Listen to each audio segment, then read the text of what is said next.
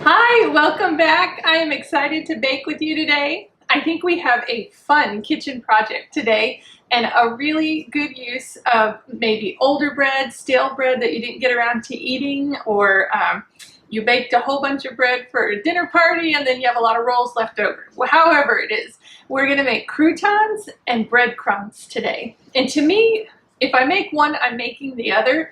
It's kind of like if I want grits, I have to mill down the corn. And whenever you mill corn, you get corn flour. So whenever I have grits, I make cornbread. So for me, when I do croutons, I'm going to do breadcrumbs. But you don't have to. You can do it separately. I'm going to show you how to do both.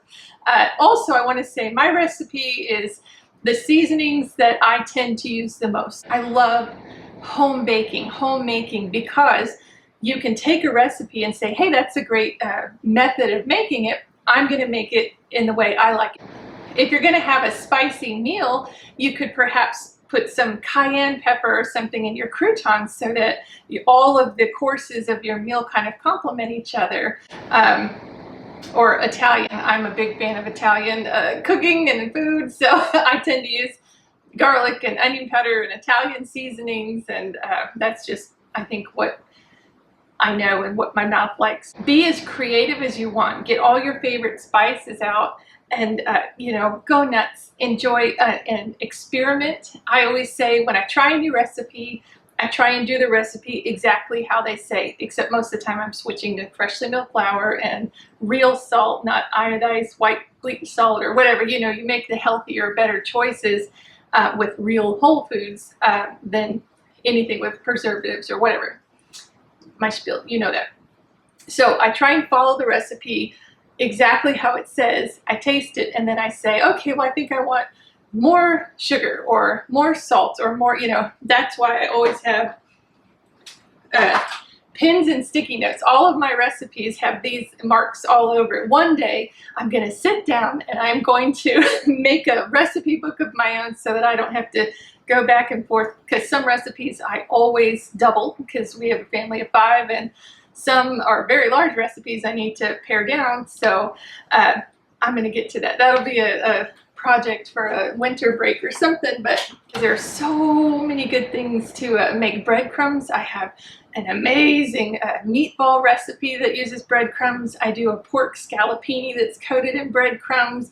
Thanksgiving comes around, you need it for your stuffing or dressing. So I think it's good to know how to do them and be able to do them ahead of time, especially if you have a big dinner planned and you have lots of steps to your cooking. If you can take care of some things ahead of time and have in your fridge or freezer, it makes cooking a lot simpler. If you kind of always have this on hand in the fridge or freezer, when I need breadcrumbs, I need them now. So I try and have some handy, and to not have to rely on the store brand with preservatives and stuff in it. It just feels really good to know I can make delicious food with real whole ingredients. So come with me and bake croutons and breadcrumbs today. I guess we're not actually baking them, we're kind of toasting them.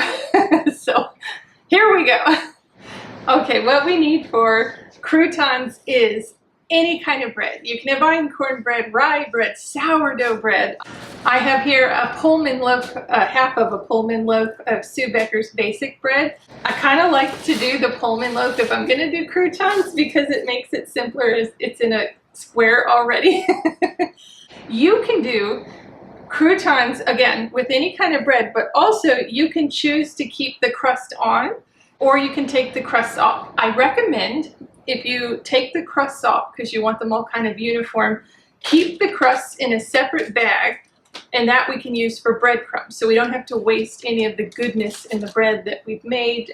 Nothing goes to waste. I don't like to waste anything. So I have a bread kind of odds and ends pieces. If you have a end of a bread or like 2 pieces of bread left and you've got a new loaf out, or I don't know if this happens at your house. We could have a half a loaf of bread that we've been eating, and I bake more bread that day. Everybody gets into the new bread because it's hot right out of the oven. So then all of a sudden the other bread goes to the wayside. Well, you can cut it up and put it in a separate bag and keep it in your freezer. So then when it comes time to make breadcrumbs or croutons, you've already got bread ready and it's frozen. It stays good in the freezer for quite some time. So you're already set. You don't have to bake a brand new loaf like I did for this video to make croutons or breadcrumbs. I'm gonna go ahead and take the crust off for this just because I'm going to, because we're gonna make breadcrumbs today, so I'll have enough pieces to make breadcrumbs. I try and just make it as thin as possible, stay as close as I can to the edge, but I always end up making it wonky and thicker at the bottom, but you know, what are you gonna do?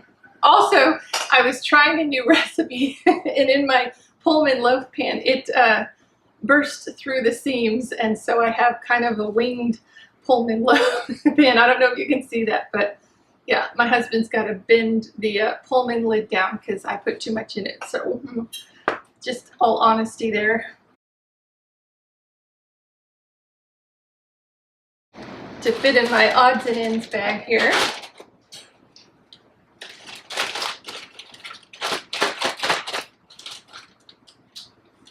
Remember to kind of keep the air out of it when you're going to keep it in the freezer. The less air on it, the better. You could probably double bag it or put it into like a big plastic container or something, but I just do this, it works. So I don't usually have them in there that long. All right, you can choose to do rustic croutons where you just kind of take pieces and tear them to the size you want them, and that looks beautiful. It looks really authentic, homemade. That's great. My family's full of OCD people because God made us to just love order and not chaos. So we tend to do just squares. If you want bigger squares, when you're baking it, if they're very thick, the center of them might be a little bit squishy, so you have a crunchy outside and a squishy middle. I love that. I think that's my favorite crouton. The smaller you make them, obviously, the crispier they're going to be. But if you have a house full of little kids that need little bites, then make them small. So again, home baking, do whatever you want. If you want big croutons, go for it. Littler, go for it. You just have to modify your bake time. I love croutons. We throw them on soups, salads. They're good to snack with. There's never a bad time for a crouton. And it's kind of a family favorite. I haven't met anybody yet who doesn't like a crouton, unless they don't like crunchy bread.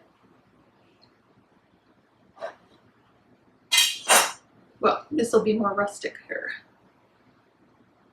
Okay. So, however thick you like yours, go for it. I kind of do 4 lines this way, then turn it around and do 4 this way.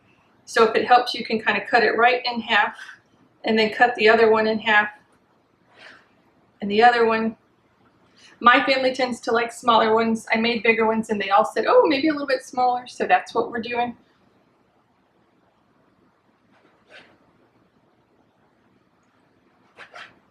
So there is no perfect here. So if they come out a little bit wonky, that's okay. But at the moment, that's the size I'm going for. I don't know if you can see that. So I'm just going to work on getting these cut up, and then we'll get to the seasoning. Okay, so this is what I ended up with. We're using about 1 pound-ish. You know, you'll never get it directly on, but about 1 pound of bread, a cube to however large or small you like it. This is what I ended up having. So then we're going to take, in a separate bowl, we're not going to put it right in here, a separate bowl, we're going to take 1/4 cup of any kind of fat you want to use. You can use all butter, you can use lard, you can use any kind of oil that you want. I tend to use olive oil just because that's my preference. You can also, we're going to use the oven to bake these.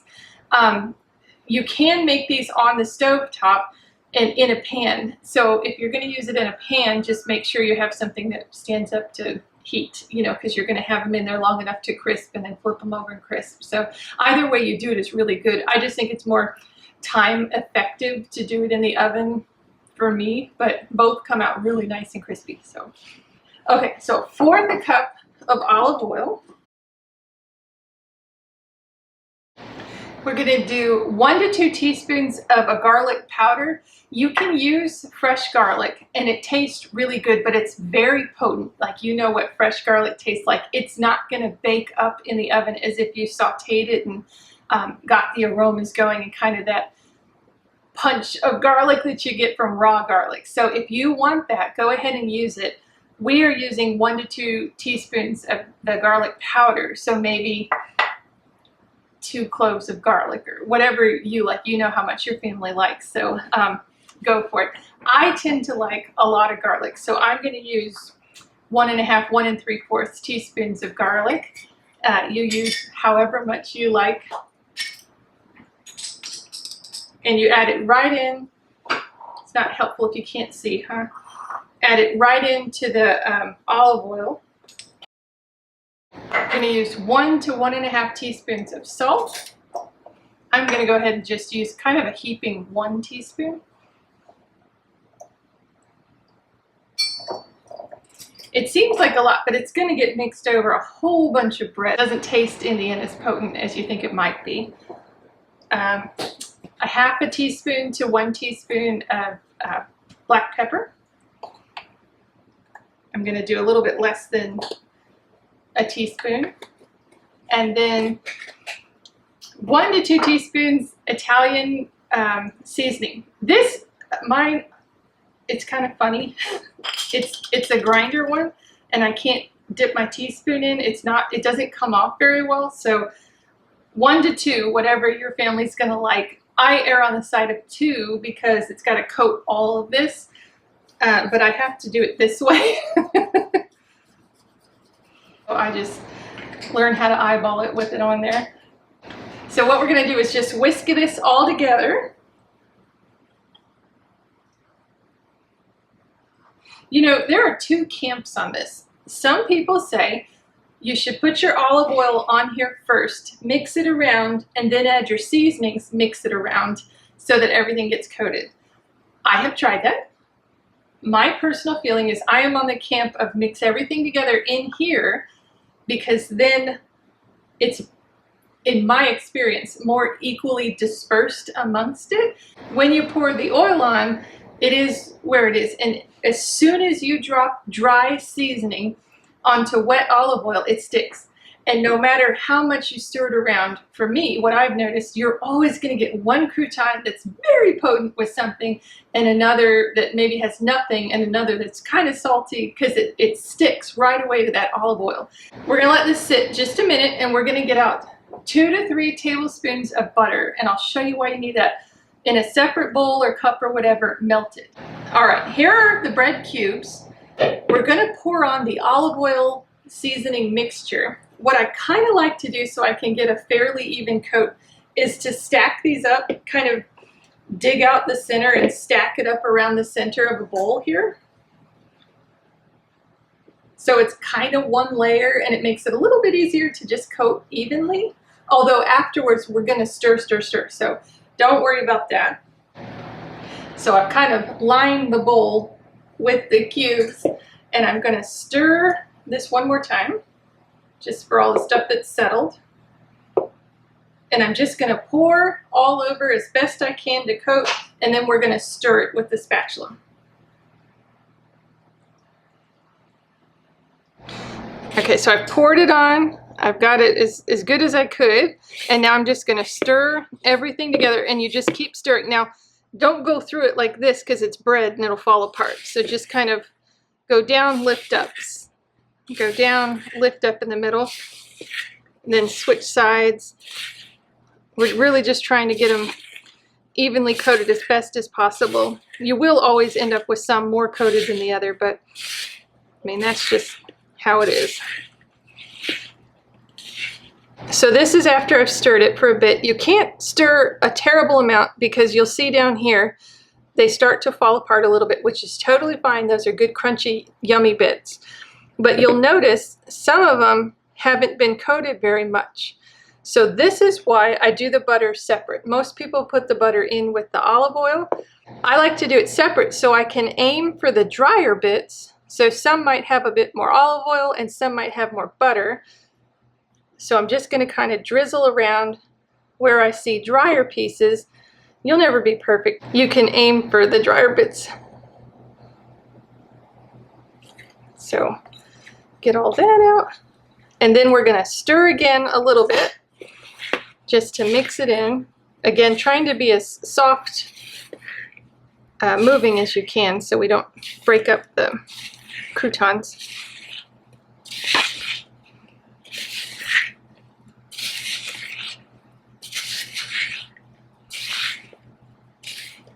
Okay, if you get to this point and see, boy, I wish I had more Italian seasoning, or it doesn't smell garlicky enough, now's a good time to add some more if you want. I would say the first time you make it, bake them and see how they taste to you, and then make your notes if you want more or not. All right, so the next step is to get any sort of cookie sheet. If you're making a lot of these, then get the bigger ones, or 2 or 3 of them, however many you need. You just want to end up with them not touching each other very much so they get a good crisp all the way around. Not only top and bottom, but on the sides too. I'm using a USA pan, so I'm not going to line it with anything, but I recommend using parchment paper just because it's much easier to clean up and they don't stick to the bottom. So we're going to pour them out and separate them as best as we can while your oven is preheating to 350 degrees. If you have bigger croutons than this, like if you like larger ones, definitely you're going to want them not touching so that they have extra ability to get crispy all the way around. The smaller ones cook pretty quick and evenly.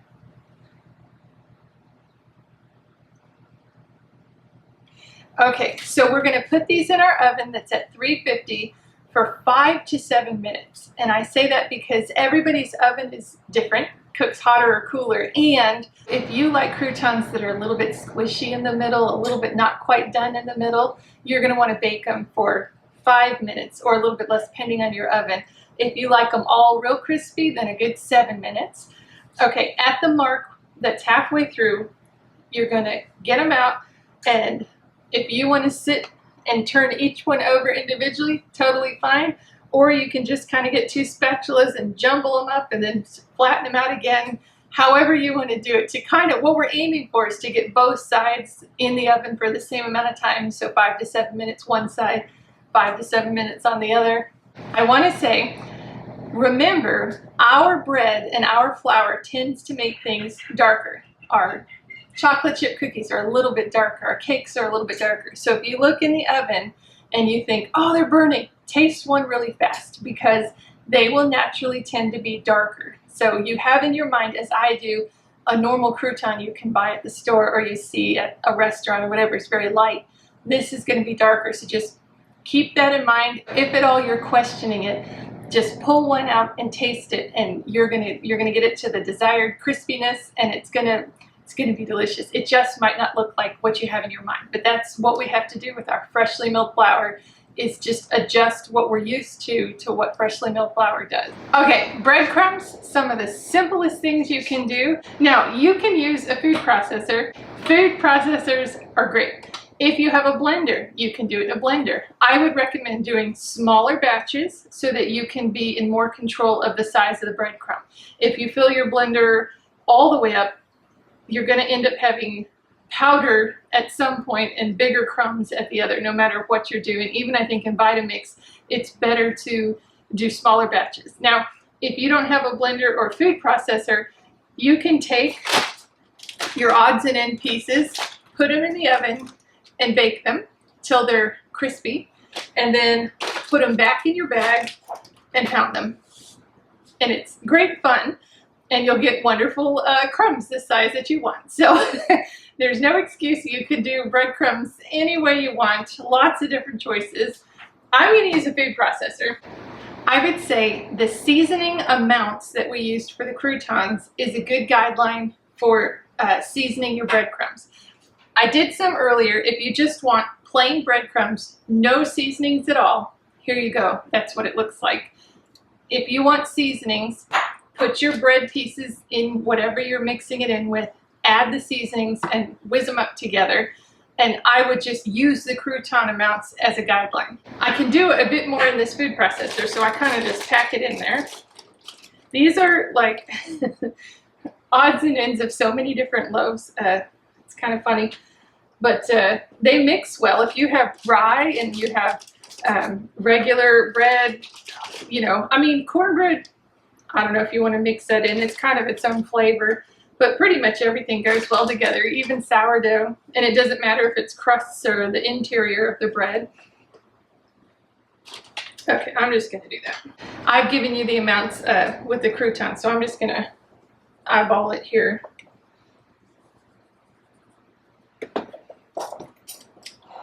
The thing I use breadcrumbs in the most is meatballs, which tend to have an Italian theme anyways, or like pork scallopini, which I do it with a Parmesan garlic sauce, so the garlic works in well with it. These are kind of my all the time seasonings that I use. I need to branch out. Got any ideas? I can branch out from garlic, onion powder, and Italian seasoning, salt and pepper. If you're making a stuffing where you want much bigger breadcrumbs, you know, just eyeball it. Go for a minute. I always put it on the pulse because I am in charge of how big it is that way. If you're doing it in a blender, you know, smaller volume at a time, and just keep an eye on it just to see how big it is you want. You know, you could have very, very fine crumbs like this, big ones, whatever.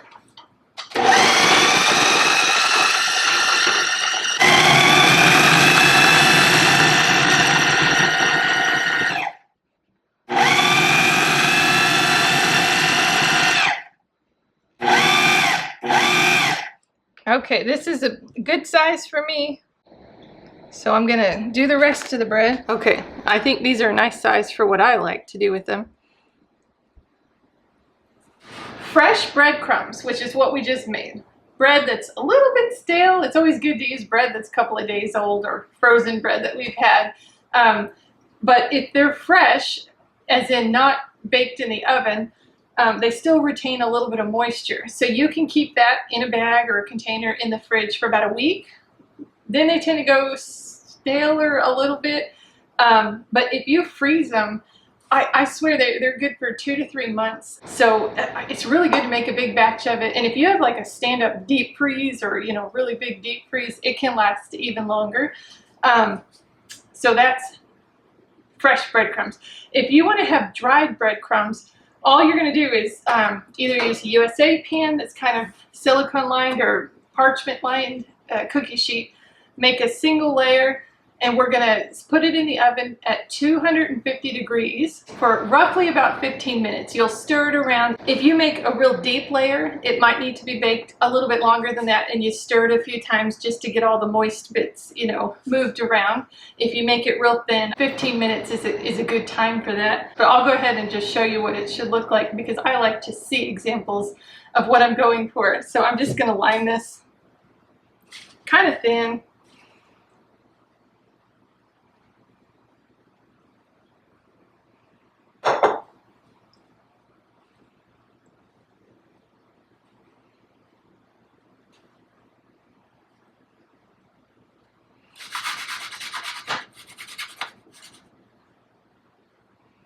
Again, if at this point you're smelling it, you don't think it's seasoned enough, or you're not seeing what you want, you can add more here, stir it around, and get it pretty level. Okay, so I'm going to pop these in a 250 degree oven for roughly 15 minutes. All right, so we have our fresh breadcrumbs that still are a bit moist. These are the, how smart am I to touch the hot pan? The oven baked kind of dried breadcrumbs. And I'm really just going to put them in a gallon bag, and I think I have a plastic container, like a Tupperware container, and put them in the deep freeze, and make sure I label everything, because I think, oh, I'll remember what that is. You never do, no matter what. So I will go ahead and label those, put them in the freezer, and then I wanted to show you our delicious croutons. They're so pretty, and they taste so good, because you know it's good. They're your really good bread that you've already made with a little seasoning. I mean, it's toasted with olive oil and butter, so I mean, how could it not be delicious? But nice and crispy. So delicious. This is a favorite treat of ours to just snack on and have in soups and salads. Thank you so much for joining me today in making yummy croutons and so simple breadcrumbs. I appreciate y'all so much, and I am praying for you, and I'm so thankful for you and the comments that you leave and ideas that you have. I really do read all the comments and listen to what you say, and a lot of people have been talking about the auto lease, letting the freshly milled flour soak with whatever liquid we have in the recipe. So I'm finding I'm doing that more and more and loving it. So maybe we'll do another bread recipe and really focus on that. But I've had fun with y'all today. I look forward to seeing y'all and baking with you. So have a wonderful and blessed week, and I will see you next time. Bye.